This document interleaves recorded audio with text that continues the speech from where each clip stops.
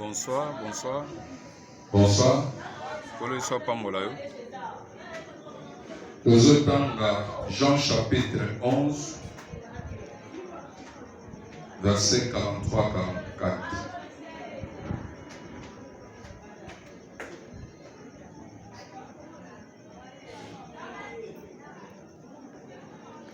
Ayant dit cela, il cria d'une voix forte, Lazare, sort!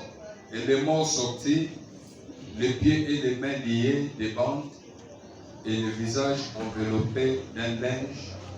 Jésus leur dit, déliez-les et laissez-les aller. Amen. Amen. Amen. Alléluia. Amen.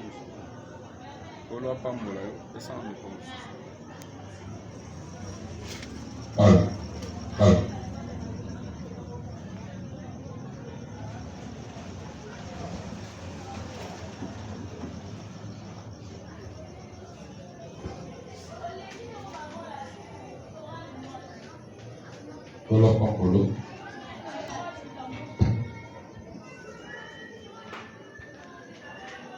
Bible Zoroba, après avoir discuté, après avoir discuté na Bayuda, pour Natina, na kunda ya Lazare, Zoroba que Yesu soit azogam, que Lazare sort.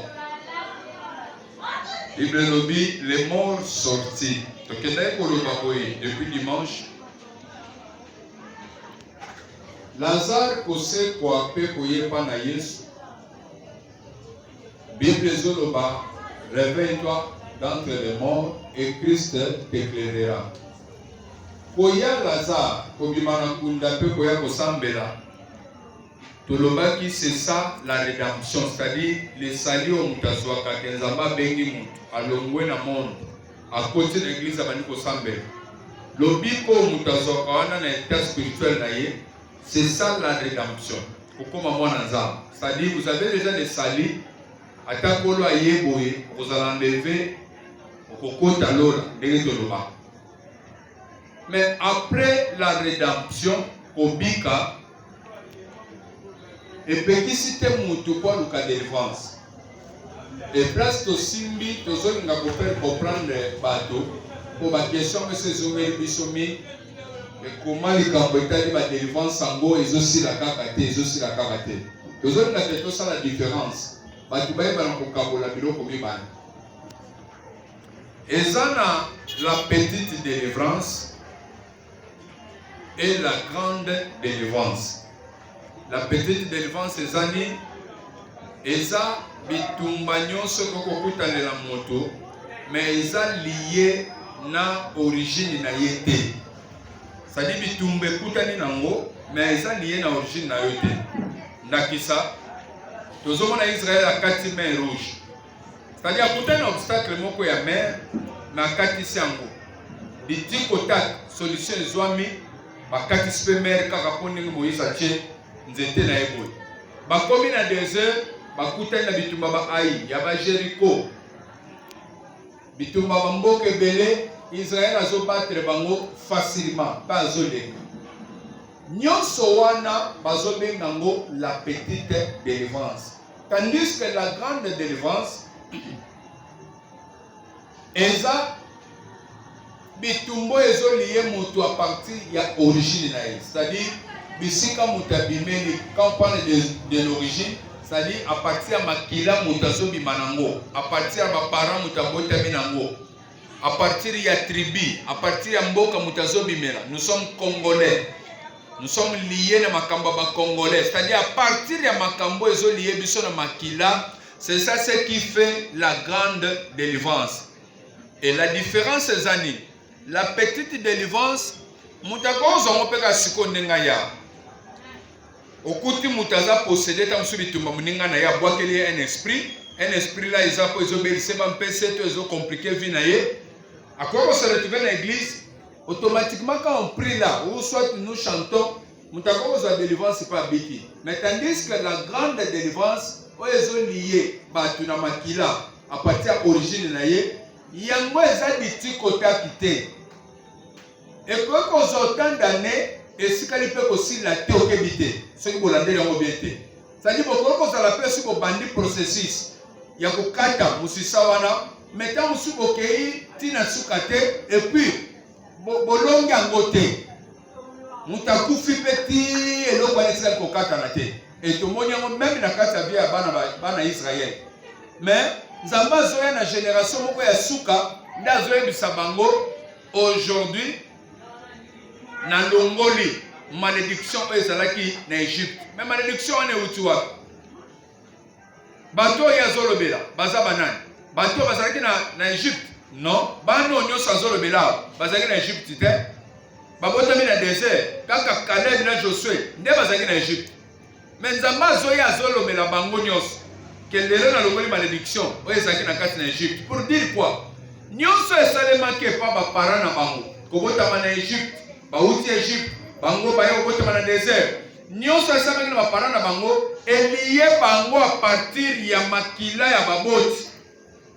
À partir ya makila ya parents automatiquement involontairement oza kozwa héritage nyoso spirituel oyezo lié yo sans le vouloir.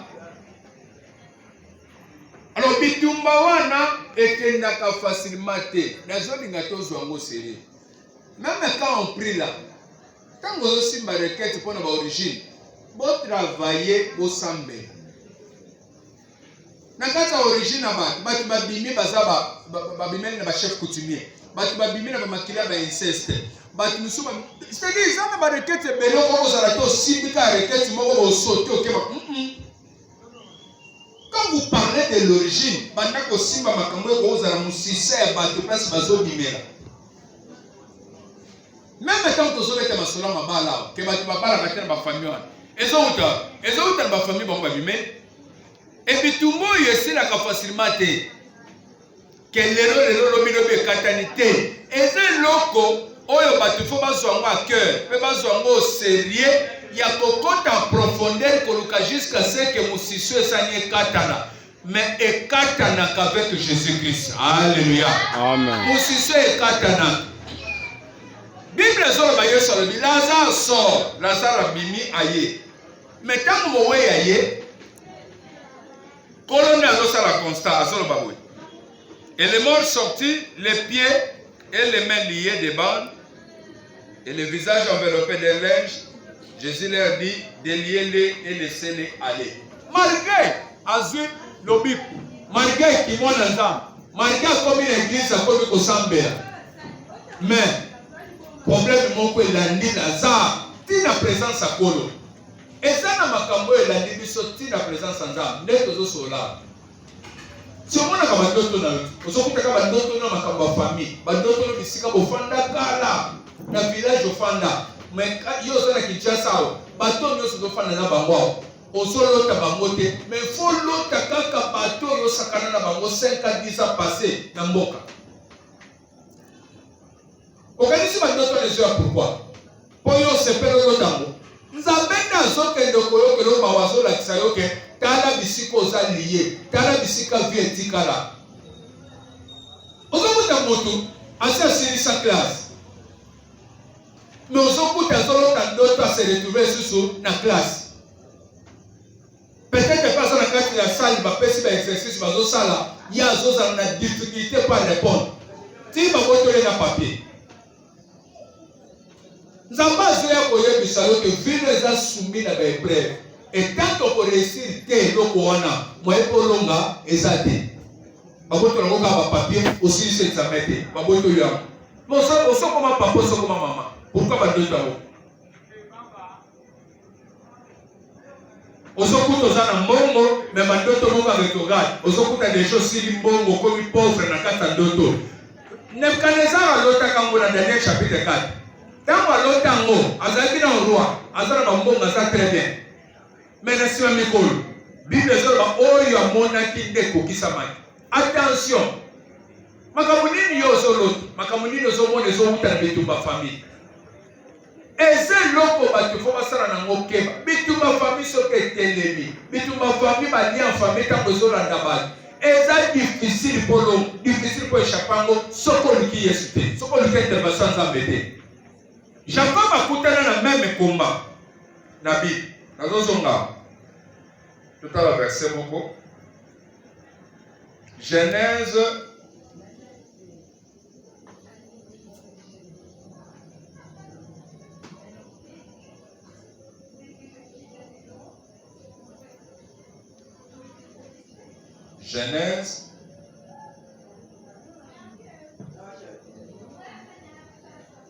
31.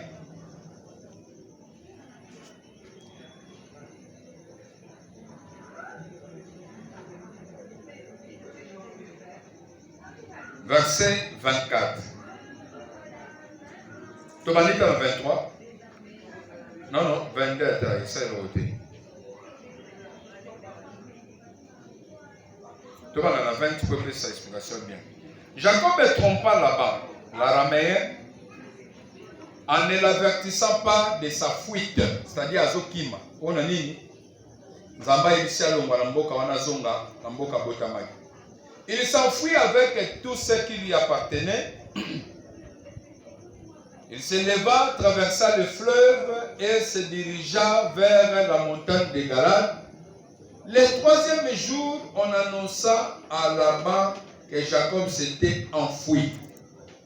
Il prit avec lui ses frères, les poursuivit 7 jours de marche.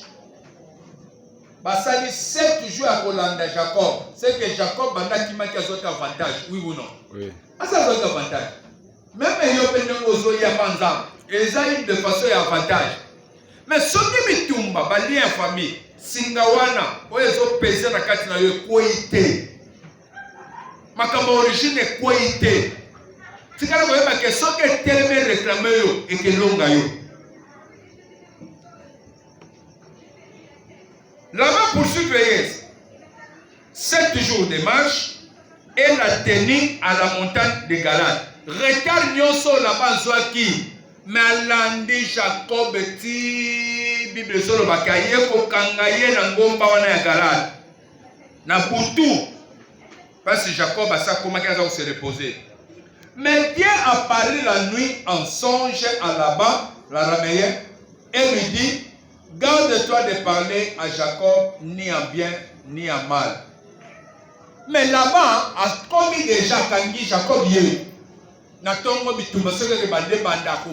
Asasa bangoka. Laban l'a dit Jacob na bande. Ya baleya na Rachel na batamboka baye kotika Laban ke mutu ana kimi na mwasi na bana ya Laban na bobosi ya Laban. Kanda na nuo bande kwa mibali. Bazaki na ngopo Jacob abote papa na mobilo. Tongo linga usuka ndenge.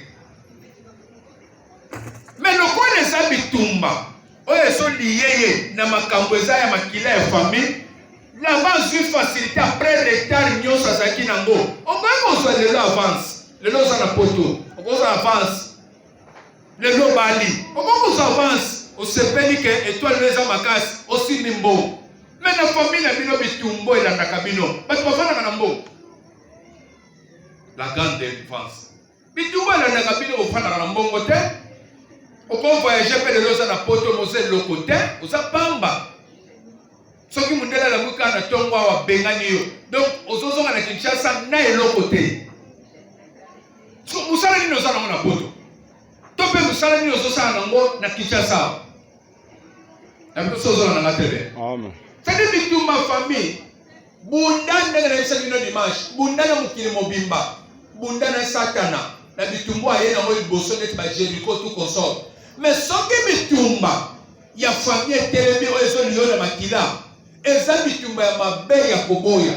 pour cela que même la famille ozo sala ba bitumba moka ba défi pour rien. O défi papa ma belle défi maman ba noko éviter yango bazamba tu ko éviter kima sala musika. Pour ceux qui va sangana nyo ba dobi ki ba attaquer yo papa so nzamba yeto suki. Là-bas a commis a kangi pe Jacob. Mais Jacob a zobika pourquoi?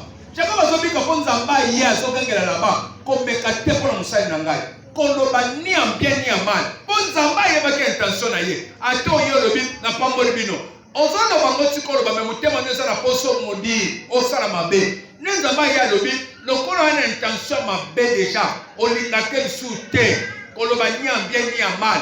Awa eza leçon mobimba. Kotika te mutalo balikamuli ko na yo to pe ko bana na yo. Mo yeba ka ke mutu ya sala makanisa mabe po na yo. Yo kanisa makamyo so zolo bania zolo bamala. Akoza zolo baboye munoko mena kasa mutem azolo ka unde kolo. Nzamba ya intervenir.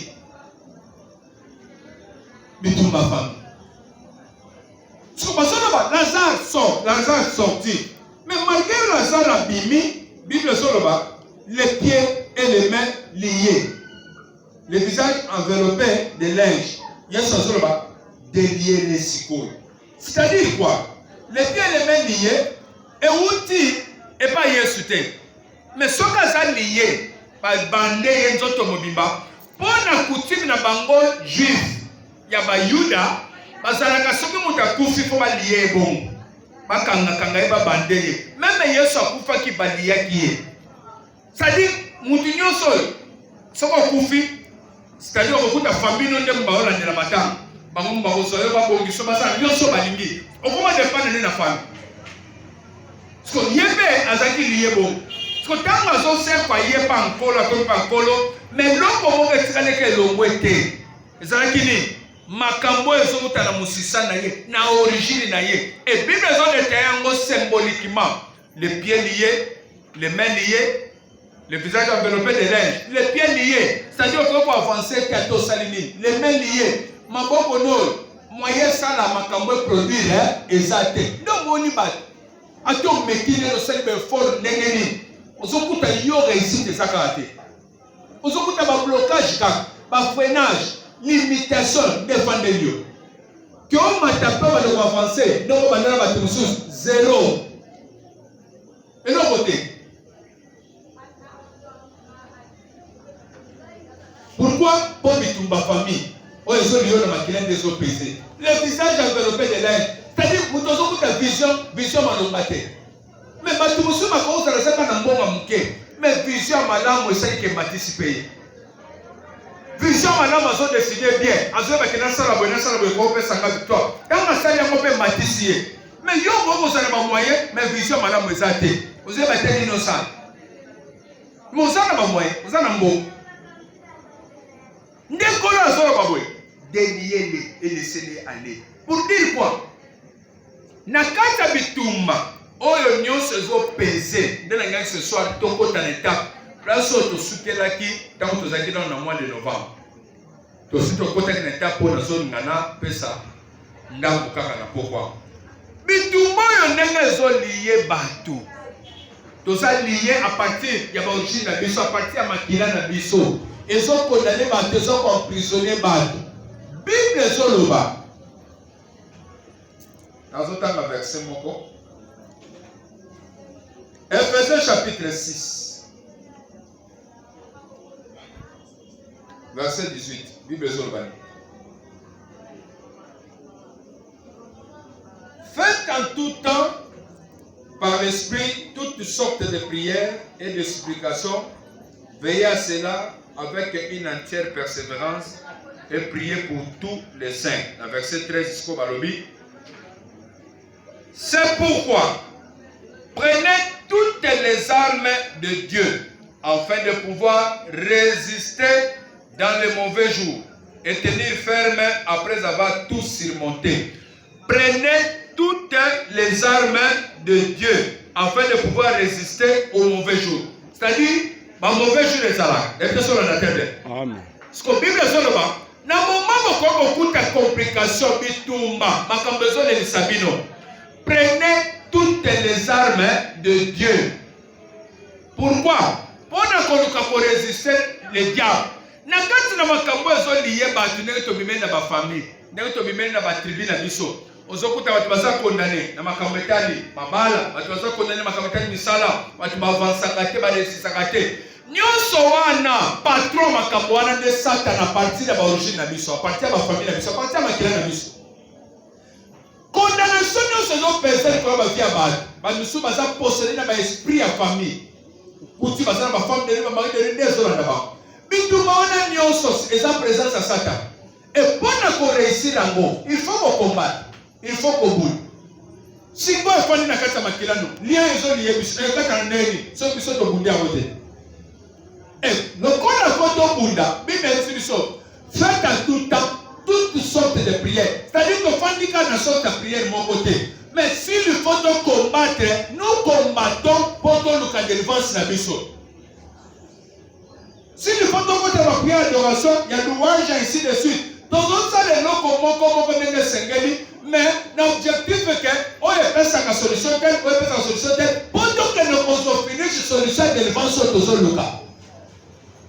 Bon, ça la sortie sur ma prière.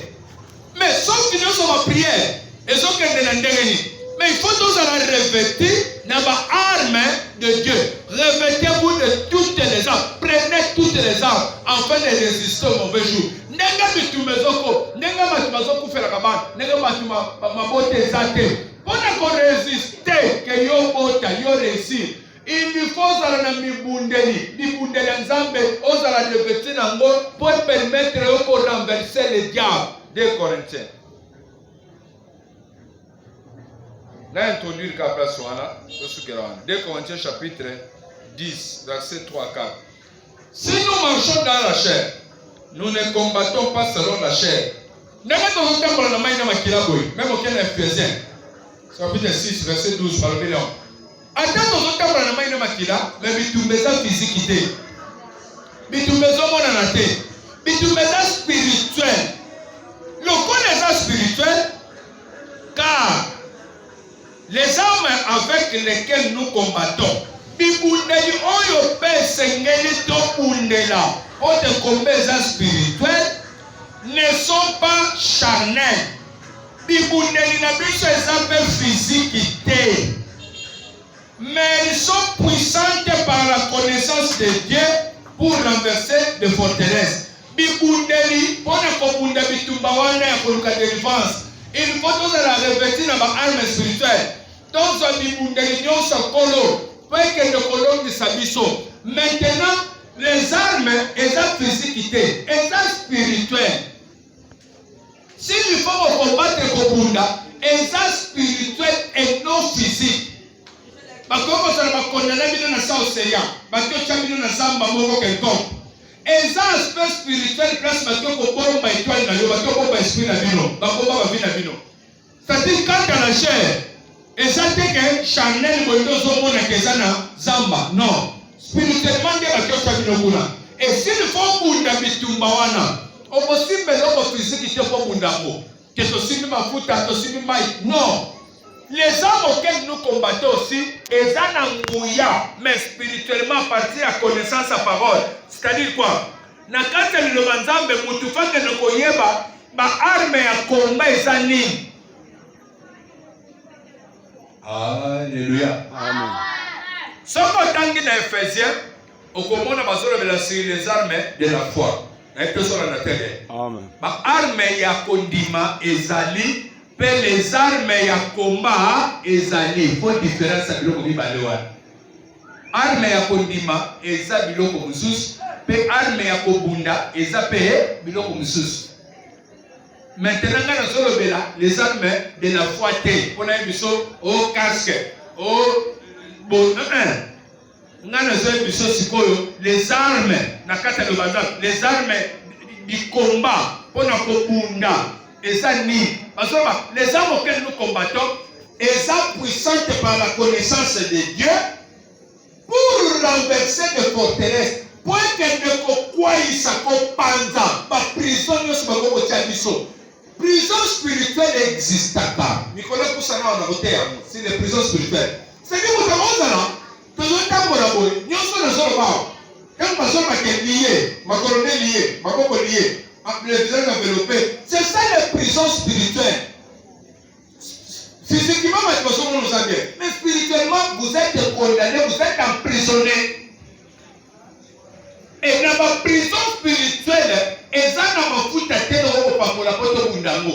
Quand ma âme spirituelle peut permettre de nous qu'on renverse ma forteresse, quand on parle de forteresse, c'est-à-dire ma prison souterraine, ma bunker. Mais avec les armes que nous utilisons spirituellement, est capable de faire même Bachano et partir prison et bimisio. Première arme, oyo est efficace, les plus efficaces. Oyo sali sakaba arme nyon se tikali au to utiliser. C'est le nom de Jésus-Christ. Philippiens chapitre 2, verset 10. Bible le bénit. Les enseignements sont comprendre en haut. Donc, vous voyez, Makambalagan devant ce qui est précédé. Il faut y très bien pour Bundango, très bien. Sinon, tu vas tout ça, maintenant, on a changement. Il y a une facilité, il y a une casse. Philippiens chapitre 2, verset 10. Afin qu'au nom de Jésus, tous genoux fléchissent dans les cieux, sur la terre et sur la terre. Na kombo na Yesu mabolo ngono se sanini et que fukama.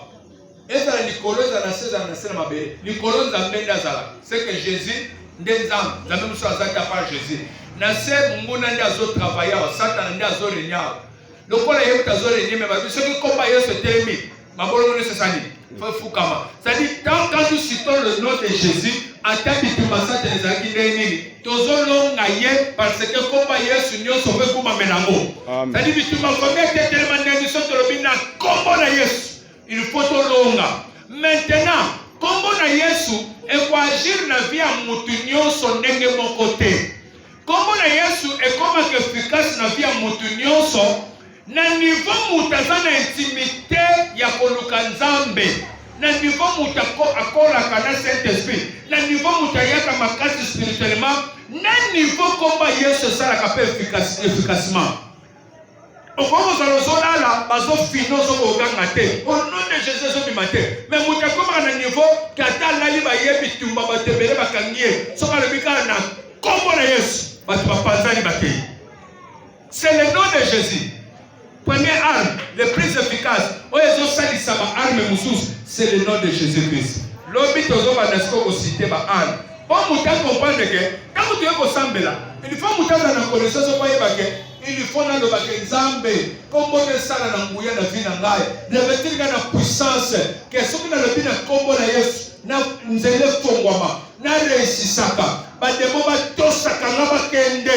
C'est que nous senga, mouya mokasani, ekota na kati na yo, ba yeko ni basambele là. Mutumaka sa ko bele epilepsie basambele abikite metango kola ya saini abengani esprit ne bimekei bazotune meyo salini nikola nabi basorta ba demo ebimaka na ba gene et c'est-à-dire capacité moko ya force point sala soko le bina comme na Yesu ndetosi tele malikolo.